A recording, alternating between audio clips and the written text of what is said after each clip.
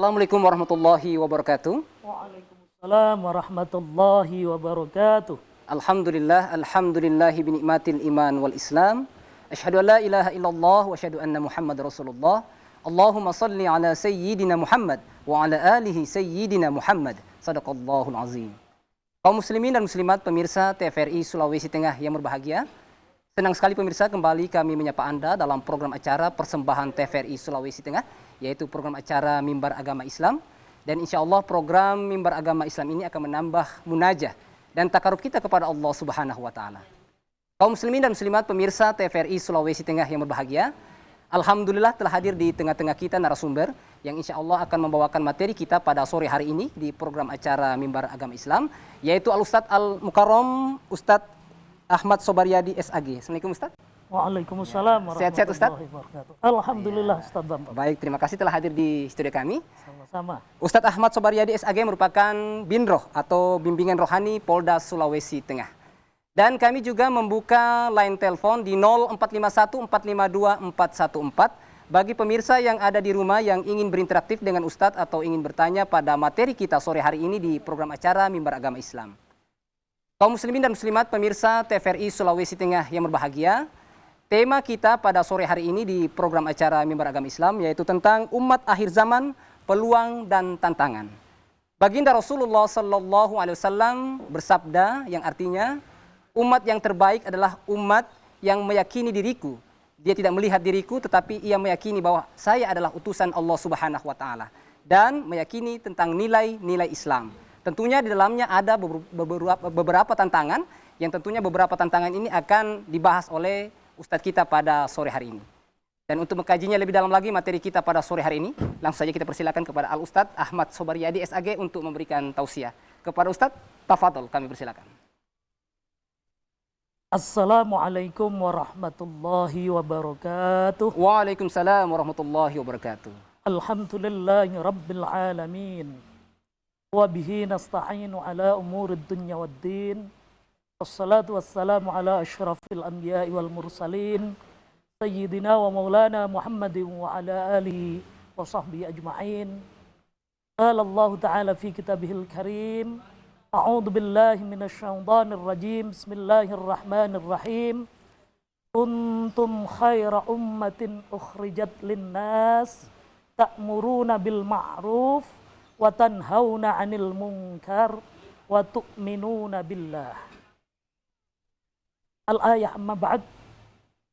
Pemirsa TVRI Sulawesi Tengah, Ustadz Bambang yang saya hormati dan insya Allah senantiasa dirahmati Allah Subhanahu wa Ta'ala. Amin ya rabbal alamin.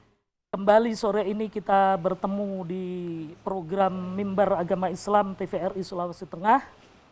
Kali ini kita mengangkat tema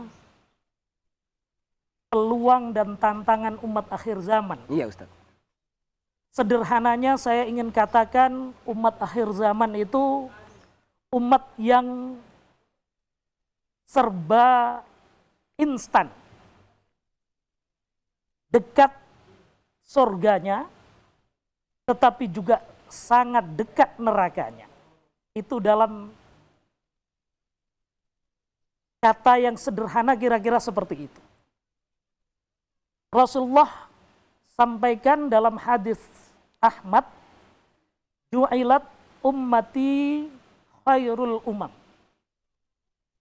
Dijadikan umatku umat yang terbaik. Umatku umat yang terbaik. Terbaik tetapi dengan memiliki konsekuensi yang sangat berat. Sudah jauh dari Rasulullah ribuan tahun, tetapi dia masih tetap memegangi yang diajarkan oleh Rasulullah.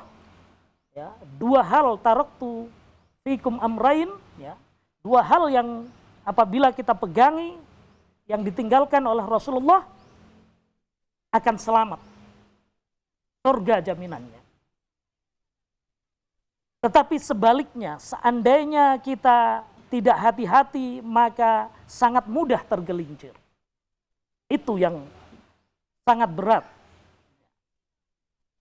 Tadi saya sampaikan dalam mukaddimah Ali Imran 110. Kuntum khaira ummah. Kalian dijadikan sebagai umat yang terbaik, ukhrijat linnas, yang dilahirkan sebagai manusia, yang memiliki 3 tugas utama. Ta'muruna bil ma'ruf yang pertama. Mengajak kepada kebaikan. Kata ma'ruf itu berasal dari kata arafa, yang sebenarnya makna hakikatnya adalah dekat dengan fitrah kemanusiaan. Arafa itu dekat dengan fitrah kemanusiaan. Ya. Karena kita khalaqnal insana fi ahsani taqwim. Allah menciptakan manusia dalam bentuk yang sebaik-baiknya. Tetapi hati-hati, itu tantangannya adalah tsumma radadnahu asfala safilin. Tetapi dia bisa menjadi makhluk yang sejelek-jeleknya yang akan menempati tempat yang serendah-rendahnya. Itu tantangannya. Sebenarnya manusia dengan fitrahnya itu sudah bisa mengetahui mana hal yang baik dan mana yang buruk. Kalau dia menggunakan fitrah kemanusiaannya, bukan menggunakan nafsunya. Kenapa kemudian orang banyak terjebak?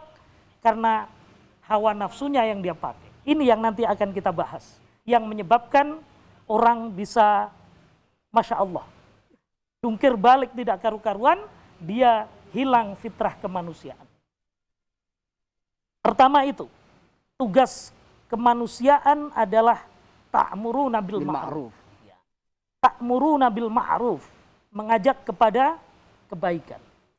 Kemudian tugas yang kedua, wa tanhauna 'anil munkar, mencegah kepada kemungkaran.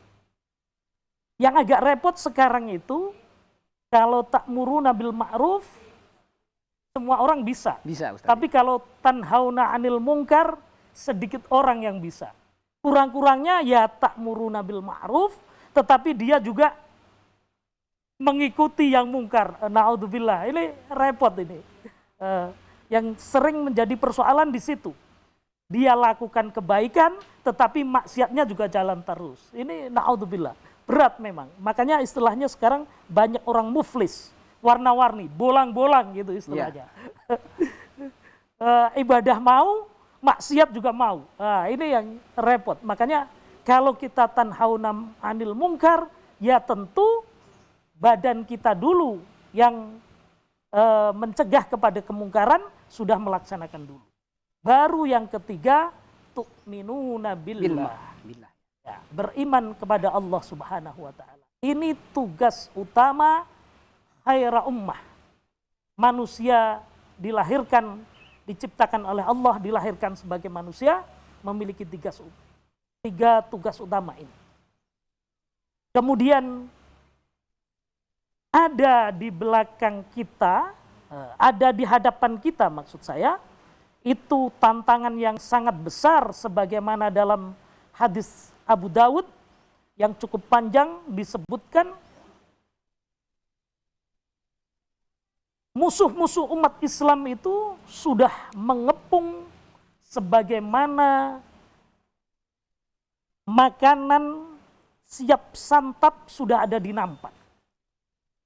Ini umat Muhammad itu sudah dikepung oleh musuh-musuhnya,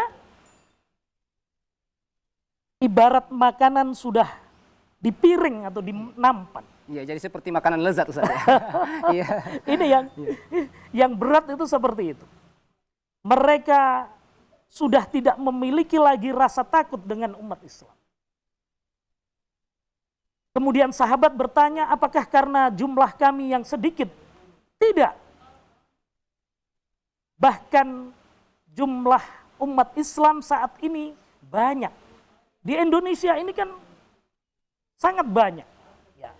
Persentasenya masih 80% lebih. Ya. Bahkan pernah suatu kali juga ada yang sampai menyebut 90%. Tetapi yang mayoritas itu tidak disegani oleh yang minoritas. Minoritas, ya. Ya. Itu karena apa? Umat akhir zaman, umat Islam hanya akan menjadi seperti buih di lautan. Banyak tetapi kosong.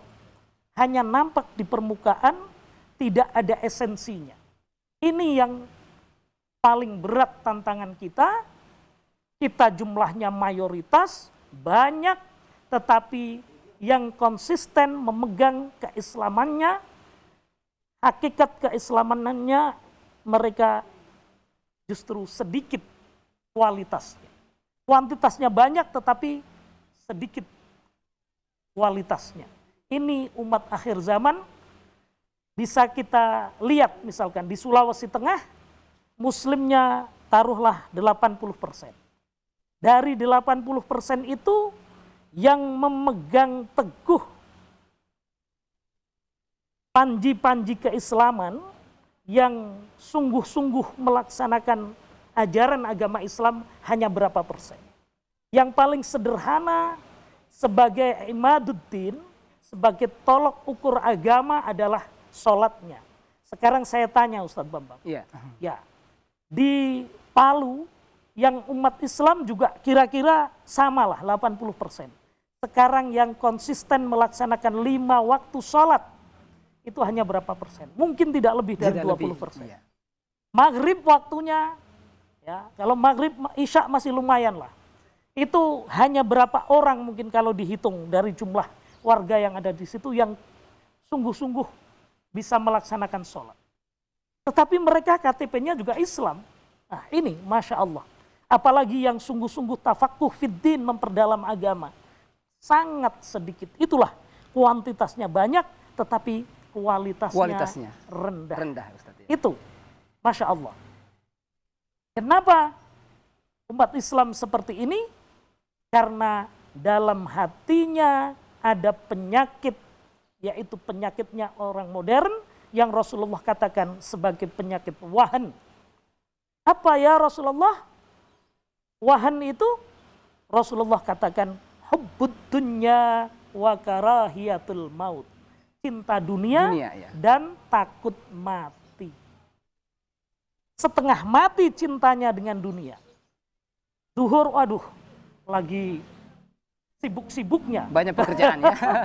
Iya. Asar juga kadang masih seperti itu. Maghrib, wah ini mumpung kesempatan, sudah tidak panas lagi. Kalau di kota Palu ini lagi asik apa semua. Nah, ketemu dengan keluarga ini semua. Waktu mendekati maghrib dan sebagainya mungkin, wah lagi waktu makan dan seterusnya. Ini yang sangat berat. Kemudian, wakarahiyatul maut. Kalau sudah dengar teman-temannya 1, 2, 3 sudah pada mati, apalagi kalau yang usianya sudah 50, 60, 70 tahun, tiba-tiba teman saya sudah pada mati. Dia diceritakan seperti itu, takutnya minta ampun. Jadi setengah mati, takutnya dengan kematian. Ini penyakitnya orang modern. Itu makanya mari lewat mimbar agama Islam, sore ini kita muhasabah. Karena umat Muhammad, umat yang sangat dekat dengan surga, bahkan dalam ibrah Rasulullah Sallallahu Alaihi Wasallam ketika beliau Isra Mi'raj, diperlihatkan umat Muhammad adalah umat yang menanam dan langsung panen. Itu umat Muhammad. Sangat instan.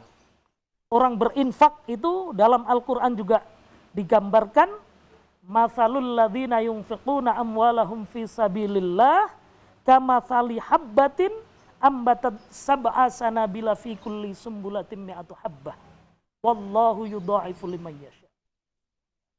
Perumpamaan bagi orang yang berinfak di jalan Allah, ya, ini umat akhir zaman yang digambarkan Al-Quran, dia akan memanen 700 kali lipatnya dan masih ditambahkan wallahu yudha'ifu liman yasha.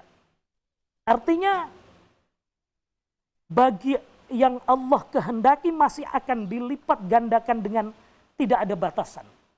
Itu sampai seperti itu. Makanya itu sebenarnya kesempatan buat kita umat akhir zaman, sepanjang kita memegang teguh Al-Quran al-Hadis, insya Allah kita akan menjadi khairul umam, ya, umat yang terbaik. Ya. Tetapi kalau tidak hati-hati, yaitu nerakanya juga sangat dekat juga Ustaz ya. Ini handphone ini, ini ada surga, tetapi juga tawaran nerakanya juga sangat banyak. Itu yang paling repot. Ya.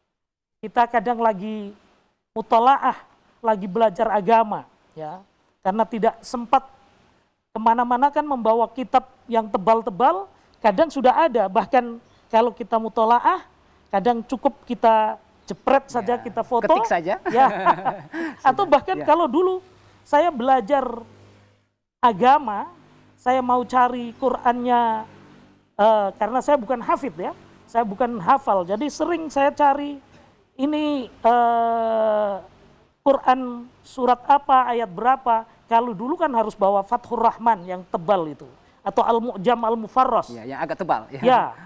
Oh, sekarang sudah dengan asal kita tahu tafsirnya, tahu maknanya, kita ketik saja, insya Allah sudah bisa muncul. Al-Quran 30 juz yang mana tafsirnya menurut siapa, semua sudah ada.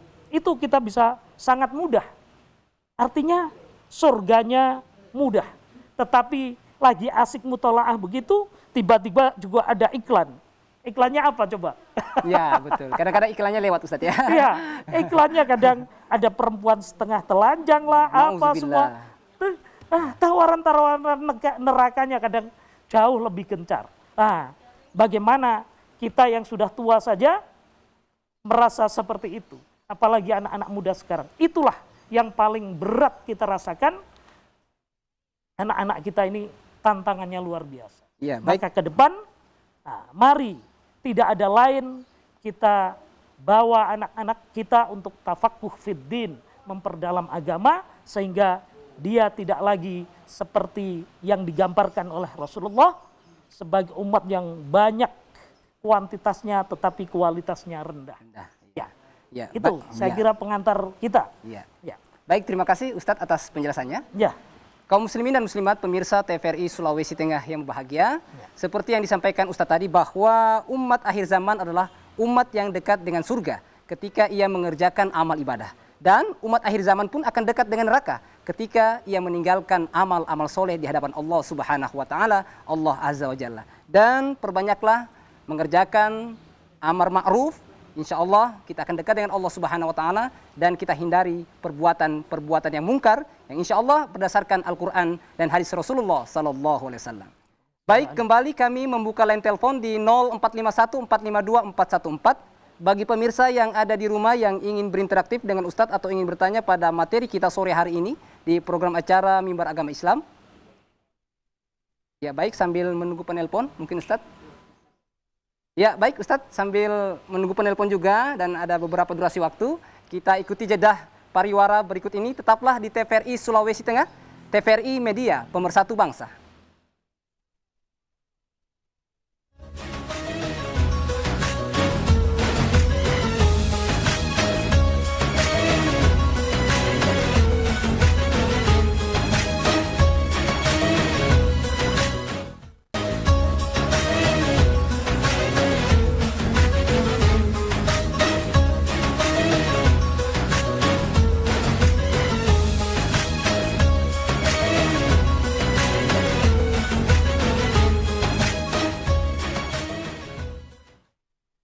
Baik kaum muslimin dan muslimat pemirsa TVRI Sulawesi Tengah yang berbahagia, masih dalam program acara Mimbar Agama Islam. Baik, kembali kami membuka line telepon di 0451 452 414 bagi pemirsa yang ada di rumah yang ingin berinteraktif dengan Ustadz di sore hari ini dalam program acara Mimbar Agama Islam. Kami membuka line telepon. Ya baik, sambil menunggu penelpon di rumah Ustadz. Ya. Saya mau bertanya Ustadz tentang sesuai dengan tema kita ini Ustadz, tentang akhir zaman. Ya. Kemudian seperti apa ciri-ciri akhir zaman ini Ustadz yang mungkin lebih signifikan Ustadz? Tafadhol. Ya. Kita kan sudah paham di mana Rasulullah adalah khatamil anbiya. Iya. Paripurnanya para nabi. Sudah tidak ada lagi nabi setelah Rasulullah Sallallahu Alaihi Wasallam. Allahumma shalli wa sallim wa barik. Ya, kita juga sudah 1442 tahun dari Rasulullah hijrah, ya. Artinya kalau ditambahkan dengan 13 tahun Rasulullah diangkat kenabian mulai di Mekah. Itu selama itu kita sudah sejauh dari Rasulullah Sallallahu Alaihi Wasallam. Jadi itu makanya 3 tugas utama kita sebagai khairul ummah itu sekaligus itu juga ciri umat akhir zaman. Tugas umat Islam itu yang akan tetap menjadi umat yang terbaik, itu 3 itu. Ya ta'muruna bil ma'ruf, mengajak kepada kebaikan, menjaga fitrah tadi saya katakan, dia memegang fitrah kemanusiaannya yang sebenarnya dia tahu mana yang baik dan mana yang buruk. Kalau orang ada di pedalaman misalkan, dia tidak pernah mendapatkan seruan Islam, itu sering menjadi perdebatan dalam tasawuf, dalam fikih. Apakah orang yang belum pernah mendapatkan seruan Islam, dia akan masuk surga atau tidak? Nah, ketika dia memegang fitrah kemanusiaannya yang arafah tadi, maka insya Allah dia akan terjaga dari fitrah kemanusiaan. Tetapi kalau dia sudah menggunakan nafsunya, dia kemudian melakukan hal yang mungkar. Mungkar itu sebenarnya adalah sesuatu yang jauh dari fitrah kemanusiaan. Tetapi dia langgar. Sebenarnya untuk kemaksiatan itu mahal. Coba orang untuk dugem. Iya. Mungkin bayar juga Ustaz ya. Iya, mahal itu harganya. Ya. Apalagi kalau sudah alkoholik, narkoba, itu kan mahal, barang-barang mahal semua. Tapi orang cukup ada di rumah, bersama istrinya, bersama anak-anaknya. Dia kalau menjadi anak juga memegang teguh ya jati dirinya sebagai anak. Berbakti kepada orang tuanya, membantu orang tua dan sebagainya. Itu kan hal-hal yang sebenarnya sederhana, yang murah. Dan itu semuanya pahala. Kan pahala, membantu orang tua, takdim sama orang tua, bersabar. Kalau suami, sabar yang paling mudah itu apa? Tetap ya. Ada di rumah ya. Bersama istrinya, sabar menghadapi istrinya, menghadapi anak-anaknya, ya itu yang paling murah. Itu ibadah yang paling murah. Tapi kalau sudah dengar sesuatu yang tidak enak sedikit, dia sudah keluyuran kemana, apalagi ini sebentar malam Sabtu, malam Minggu, sudah pikirannya kemana-mana, uangnya belum, ini tanggal muda ya, nanti sudah baru beberapa hari sudah dihabiskan untuk foya-foya kemana, nanti tengah bulan, akhir bulan, sudah habis uangnya. Banyak itu orang yang seperti itu. Dia mahal, tetapi tetap saja dibeli untuk kemaksiatan. Na'udzubillah. Itu sebenarnya sesuatu yang mungkar. Tetapi tetap dia langgar. Nah, kemudian baru yang terakhir, tu'minuna billah.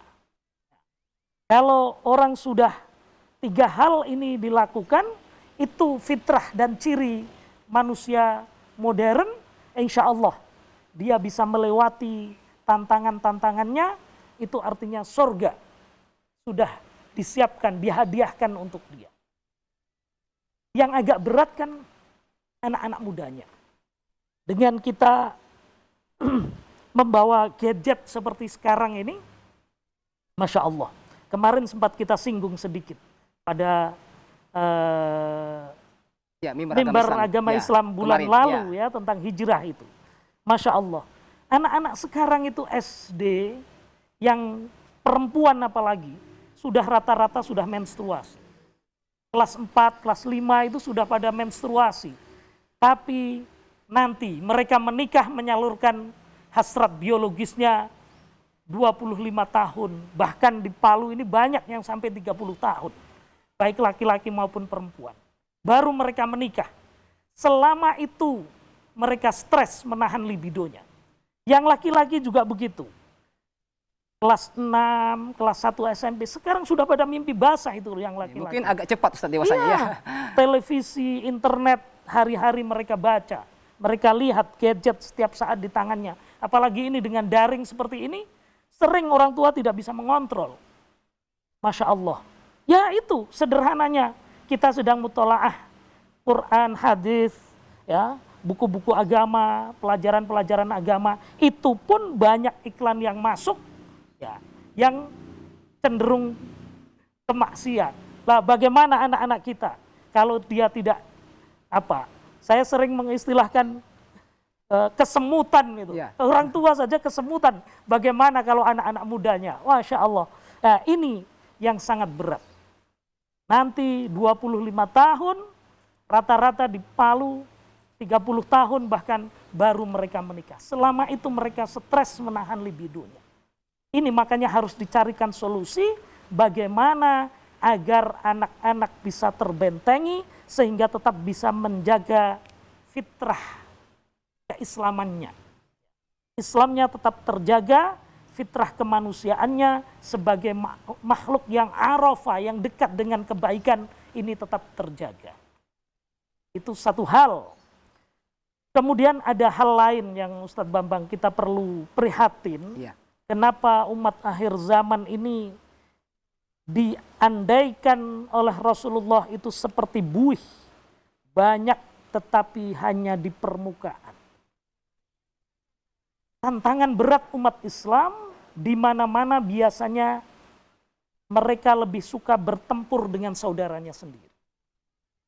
Hasutnya yang lebih digede-gedekan, yang lebih dikedepankan. Jadi tidak ada ukhuwah Islamiyah Ustaz ya. Tidak ada persaudaraan mungkin ya Ustaz ya. Ya, ini menjadi sebuah problem.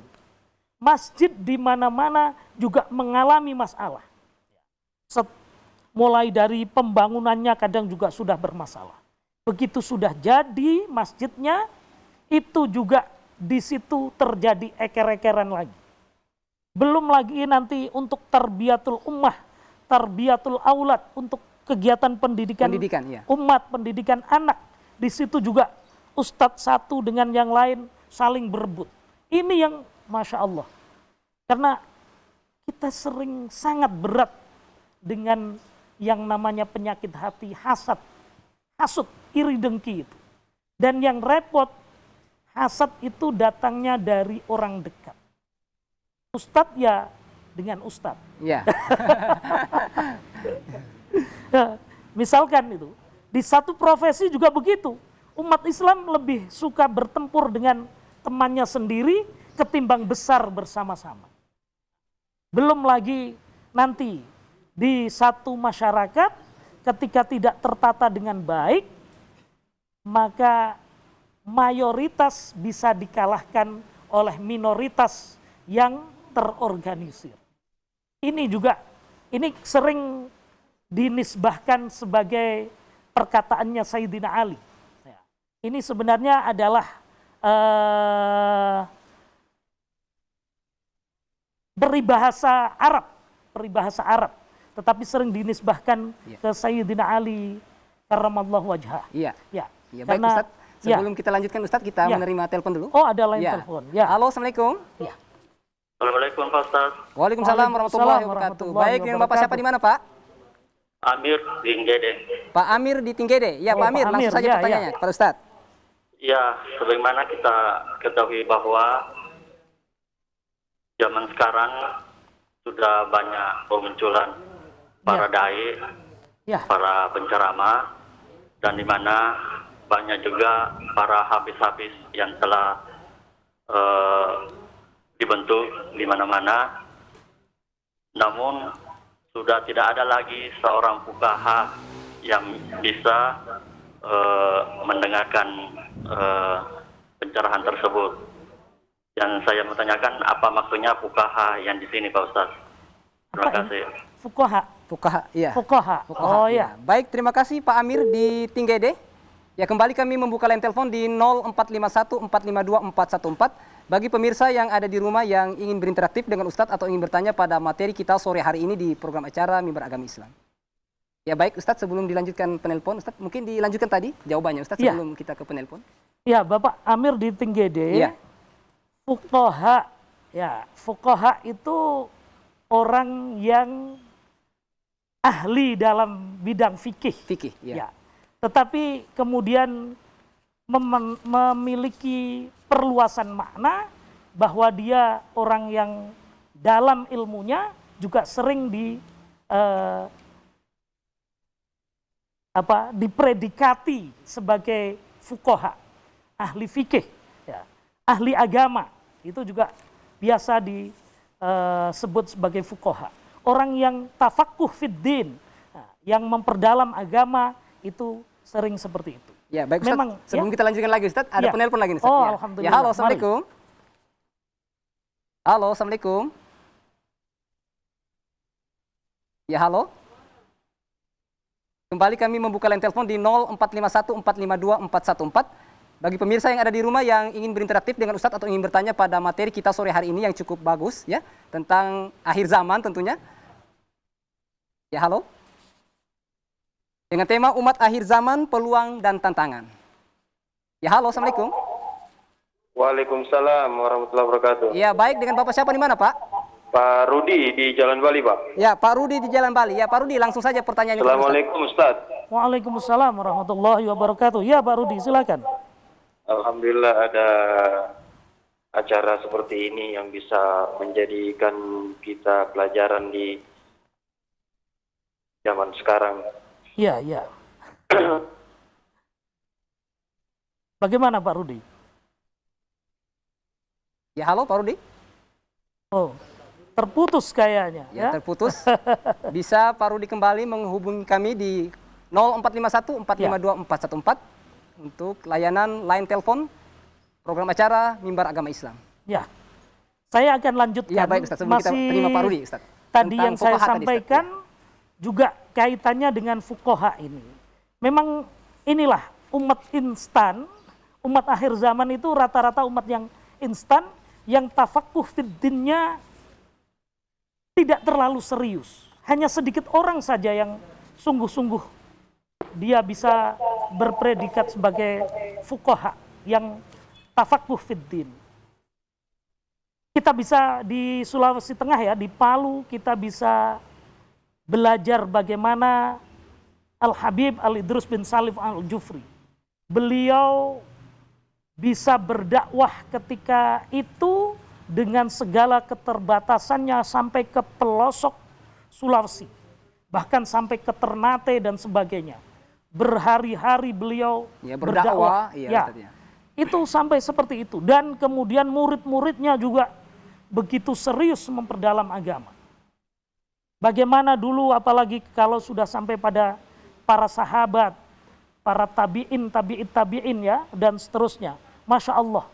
Apalagi kalau kita belajar hadis, bagaimana Imam Bukhari, Imam Muslim, sebegitu banyaknya hadis beliau kumpulkan, beliau teliti.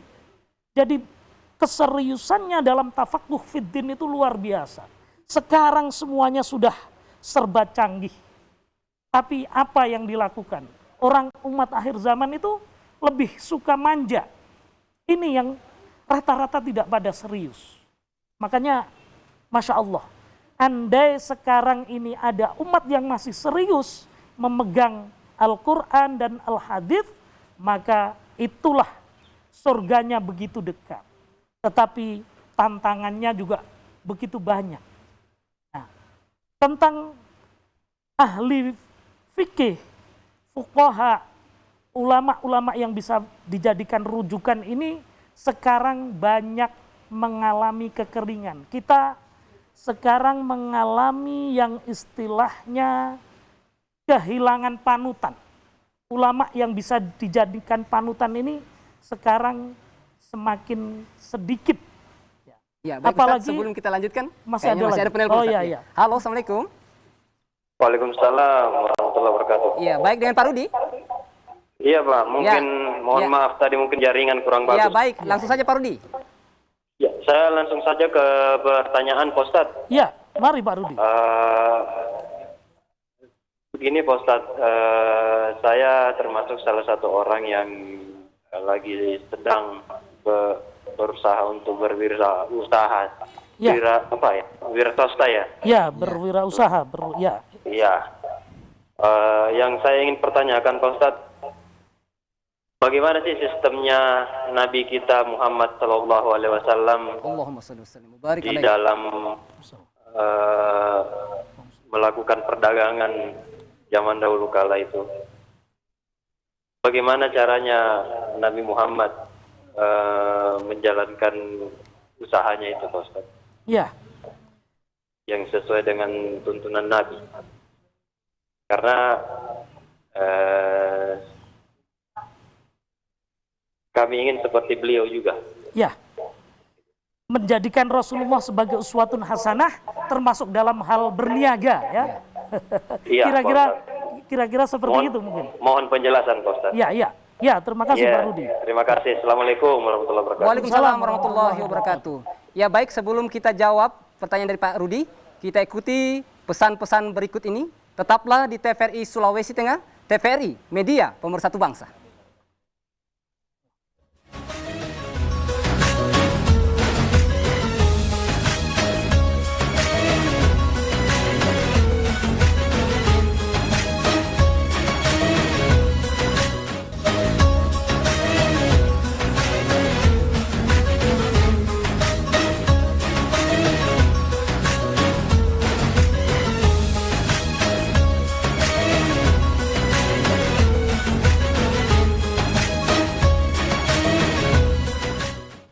Baik, kaum muslimin dan muslimat pemirsa TVRI Sulawesi Tengah yang berbahagia, masih dalam program acara Mimbar Agama Islam persembahan TVRI Sulawesi Tengah. Ya baik Ustadz, kita lanjutkan tadi pertanyaan dari Pak Amir sebelum kita ke Pak Rudi. Tafadhol Ustadz. Oh begitu, ya. Terima kasih, saya lanjutkan, saya jawab sedikit Pak Amir Tenggede tadi. Iya. Di mana-mana fenomena yang kita hadapi, satu daerah, satu komunitas, satu masjid itu kehilangan figur tokoh yang bisa dijadikan panutan. Ini satu persoalan yang memiliki kecukupan dan kecakapan akan mungkin ilmunya Ustadz ya. Ilmu dunia maupun ilmu agama. Ya. Ini yang jadi persoalan, sehingga banyak masjid yang kehilangan panutan, masyarakat yang kehilangan panutan, sehingga ibarat sapu lidi ini tidak ada figur pengikatnya, tidak ada tali pengikatnya, sehingga masjid menjadi kering dari figur panutan. Satu masyarakat kehilangan figur panutan karena tidak adanya ahli agama, ya. Tidak adanya fuqaha di situ. Itu yang kadang repot. Makanya mari jangan sampai kita masyarakatnya kehilangan panutan karena keringnya agama. Makanya harus ada dalam satu kelompok masyarakat yang tafaqquh fiddin.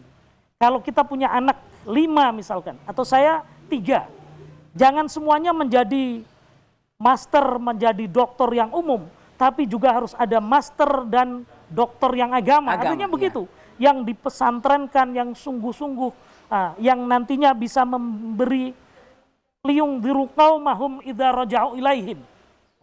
Karena tafaqquh fiddin itu memperdalam agama, dia memberikan peringatan, memberikan seruan-seruan agama kepada kaumnya, kepada keluarganya. Jangan sampai kita anak 5 semuanya tidak ada yang fasih membaca Al-Quran.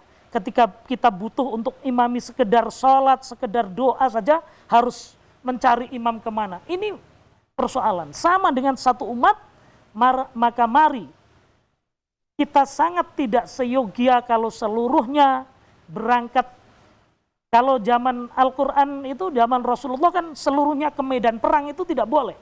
Tetapi harus ada sekelompok yang tafaqquh fiddin. Untuk seluruhnya perang saja tidak boleh. Apalagi sekarang semuanya pergi berwira swasta untuk mencari penghidupan dunia. Tapi harus ada sekelompok yang tafakuh fiddin, yang nanti ketika kembali dia memperdalam agama, dia bisa menyampaikan seruan-seruan agamanya. Itu yang juga kaitannya dengan Pak Rudi di Jalan Bali tentang tadi. usaha wirausaha ini, Ustaz. Jadi seperti apa mengikuti cara baginda Rasulullah SAW ini berusaha, yang Ustaz? paling dikenal Rasulullah itu sebagai Al-Amin, ya, orang yang terpercaya, termasuk dalam bisnisnya beliau qaulan sadida. Ya. Jadi antara perkataan dengan perbuatannya itu konsisten. Jadi sesuai, Ustaz, ya? Sesuai. Ya. Rasulullah begitu. Yang disampaikan ini bahkan seyogyanya, ya. Saya juga berkali-kali ini, saya belinya sekian, biaya produksinya sekian, saya mau minta untung sekian. Tapi qaulan sadida. Jadi begitu kalau tawaran proyek, itu juga begitu. Ini biaya produksinya sekian. Dihitung toh? Ya. Nah, ya. Kemudian kita pengen profitnya sekian. Jadi jelas gitu. Orang yang beli pun jelas. Tidak kemudian malah makan semen, makan besi. Makan besi ya, Ustaz, ya. Ya, berarti dari hasil keuntungannya, Ustaz, ya. Yang harusnya ukurannya 10 cuma dikasih 8 mili gitu ya, dan sebagainya. Aspal yang harusnya sekian drum cuma dikasih sekian dan sebagainya. Jadi itu bagian dari ribawi, itu hal-hal yang seperti itu. Makanya kenapa Rasulullah sampai dijuluki Al-Amin, orang yang terpercaya, karena dalam perdagangannya juga sangat terpercaya. Jadi ada kejujuran, Ustadz, dalam berdagang jujur juga, ya? Itu yang pertama. Ya. Sidik, ya. Nah, dia juga amanah, ya, orang yang benar jejak, tegak lurus. Tegak, ya. Nah, dia amanah, dia tabligh juga. Itu sifat-sifat Rasulullah kan begitu, ya, menyampaikan pesan yang beliau bawa, risalah kenabiannya. Ya. Bahkan sebelum itu juga Rasulullah sebelum diangkat sebagai nabi dan rasul sampai dijuluki Al-Amin itu karena dalam perdagangannya juga Masya Allah luar biasa. Sayyidah Khadijah itu menjadi saudagar yang kaya raya juga salah satunya atas tangan dinginnya Rasulullah. Allahumma shalli alaihi. Ya, bahkan kemudian Rasulullah pun kan dilamar itu oleh saudagarnya sendiri, oleh juragannya sendiri. Walaupun selisih umurnya cukup jauh, tetapi begitulah. Masya Allah, Rasulullah selain juga rupawan, akhlaknya luar biasa. Tidak memiliki cacat dalam usahanya, dalam bisnisnya, dalam perkataannya, dan seterusnya. Termasuk apalagi sekarang yang kadang repot, itu kita kan praktek-praktek ribawi. Iya, baik. Ya. Sebelum kita lanjutkan, Ustadz, kembali kami membuka line telepon. Ya, halo, assalamualaikum. Nanya lagi. Ya. Ya, halo, assalamualaikum. Assalamualaikum. Waalaikumsalam warahmatullahi wabarakatuh. Baik, dengan Ibu siapa di mana, Bu? Ibu Asif di Bali Aceh. Ya, di Bali Aceh. Baik, Ibu, langsung saja pertanyaannya ke Ustadz. Iya, mau nanya ini Pak Ustadz. Oh iya, Ibu. Mari, Ibu. Mau tanya ini. Kalau main domino itu Pak, di agama kita itu haram atau tidak Pak ya? Diperbolehkan atau tidak Pak? Apa? Main domino, Ustadz. Main domino, Masya Allah. Iya. Mohon penjelasannya Pak. Terima kasih. Assalamualaikum warahmatullahi wabarakatuh. Waalaikumsalam warahmatullahi wabarakatuh. Baik, terima kasih Bunda yang ada di Bali Aceh. Kembali kami membuka line telepon di 0451 452 414. Bagi pemirsa yang ada di rumah yang ingin berinteraktif dengan Ustadz atau ingin bertanya pada program acara Mimbar Agama Islam sore hari ini. Ya baik Ustadz, sebelum kita... Sepertinya kita waktunya juga cukup mepet. Masih banyak yang mungkin dilanjutkan sedikit Ustadz dari... Begini Ibu, tentang main domino. Saya tidak boleh mengatakan bahwa ini halal, tidak haram. Boleh. Ya. Tapi begini, kita harus akhaful adrar, ya, mengambil resiko yang paling minimal. Nah, orang kadang memakai domino ini untuk apa? Ya. Kalau itu niatnya untuk perekat komunitas, menemani ronda atau lomba-lomba Ustadz ya. Biasa 17-an itu lomba Ustadz. Itu tapi yang repot ya, di mana-mana fenomenanya orang hanya menghabiskan waktunya bermalam-malam justru untuk hal-hal yang mubah. Istrinya sementara di rumah ditinggalkan. Anak-anaknya hanya untuk main domino. Kurang-kurangnya ada uang di situ. Yang paling repot. Kalau masih telinganya jadi jemuran masih lumayan lah. Dicepit sana sini masih lumayan gitu. Tetapi harus ada, kita pikirkan hal-hal yang lebih bagus. Ya. Kan bisa, biarpun di pos ronda kita sediakan buku-buku. Kita pakai untuk tafakuh fiddin. Ada setiap malamnya dijadwal siapa di situ yang bisa membacakan buku-buku agama. Ya, itu jauh lebih alternatif. Ya, tetap masjid yang menjadi pusat kegiatan sosial. Zaman Rasulullah semuanya masalah ekonomi, tatanan sosial, perang semuanya dimusyawarahkan dari masjid. Serambi-serambi masjid ayo kita pakai sebagai posnya ronda. Tetapi insya Allah kalau tempatnya di masjid pasti bukan gaple kan? Iya, pasti tentunya buku-buku pelajaran agama, membakat Al-Quran dan sebagainya. Ya, ini bergantian keliling kampung, ronda dan sebagainya. Tapi pusatnya di masjid. Ayo, sekarang ada reorientasi masjid. Kita kembali makmurkan masjid untuk mengangkat kembali kehidupan sosial yang lebih baik. Jangan kemudian main domino, menghabiskan waktu-waktunya bermalam-malam, justru bukan hanya hal yang mubah, tetapi cenderungnya adalah kepada kemaksiatan, ya, meninggalkan kewajiban dan seterusnya. Nanti kalau sudah menjelang subuh, dia pulang tidur, subuhnya hilang. Na'udzubillah. Ini yang terjadi di mana-mana begitu. Ya, baik Ustadz, sebelum kita mengakhiri segmen Mimbar Agama Islam pada sore hari ini, mungkin Ustadz bisa memberikan sedikit saja closing statement dari materi-materi yang sudah Ustadz sampaikan. Tafadhol Ustadz. Ya, pemirsa TVRI Sulawesi Tengah yang dirahmati Allah, ini menjadi tantangan serius bagi kita. Jangan sampai kita menjadi umat yang hanya tampak di luar. Kuantitasnya banyak, tetapi isinya justru tidak ada. Maka mari agar kita tetap menjadi umat Muhammad yang khairul umam, yang terbaik. Kita siapkan anak-anak kita, generasi ke depan betul-betul menjadi khairul umam. Generasi yang terbaik. Ju'ilat ummati khairul umam. Ya. Umat yang terbaik, bukan hanya jumlahnya saja yang banyak, tetapi kualitasnya harus betul-betul terjaga.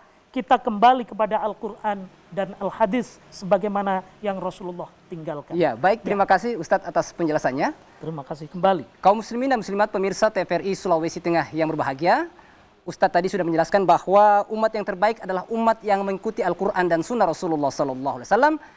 Dan jadilah umat akhir zaman yang menjadi umat khairul ummah atau generasi yang terbaik di mata Allah Subhanahu wa taala dan Rasulullah SAW. Demikian Mimbar Agama Islam pada sore hari ini. Saya ucapkan terima kasih kepada Al-Ustadz Al-Mukarram Ustadz Ahmad Sobaryadi SAG. Terima kasih Ustadz. Insya Allah kita bisa berjumpa lagi di pekan depan insya Allah pada program berikutnya. Ya. Akhirnya saya Bambang Abu Julu dan seluruh kerabat kerja TVRI Sulawesi Tengah mengucapkan banyak terima kasih. Insya Allah kita akan berjumpa lagi pada program Mimbar Agama Islam pekan depan. Subhanakallahumma wa bihamdika asyhadu an la ilaha illa anta astaghfiruka wa atubu ilaik. Allahumma ya Allah, Allahumma ya Allah. Wassalamualaikum warahmatullahi wabarakatuh. Waalaikumsalam. Terima kasih.